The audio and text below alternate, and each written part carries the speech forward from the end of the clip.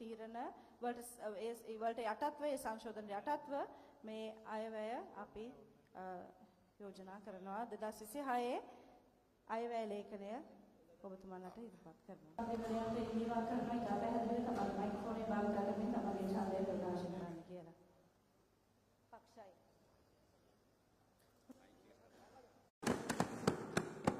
ගරු නාගරික මන්ත්‍රී ජේ.ඒ. දිසුනි කවිෂා පෙරේරා මහත්මිය, ගරු නාගරික මන්ත්‍රී පී. පුෂ්පනාഥන් මහත්මයා, ගරු නාගරික මන්ත්‍රී කේ.එස්. ලියනගේ සුරංජි ලක්සිරි මහත්මයා,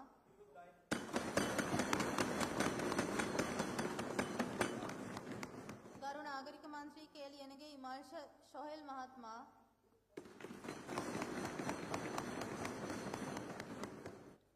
පක්ෂව ඡන්ද 57යි, විපක්ෂව ඡන්ද 60යි.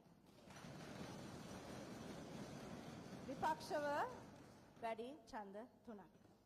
අද දවසේ අපි බලාපොරොත්තු වුණ දේ සිදු වුණේ නැත. හැබැයි ඔබ පරාජනය කරලා තිබ්බේ අද දවසේ ජාතික ජනබලවේගයේ තියෙන අයවැය නෙවෙයි. ඔබ පරාජය කරන්නේ ඔබගේ හෘද සාක්ෂියේ අයවැය.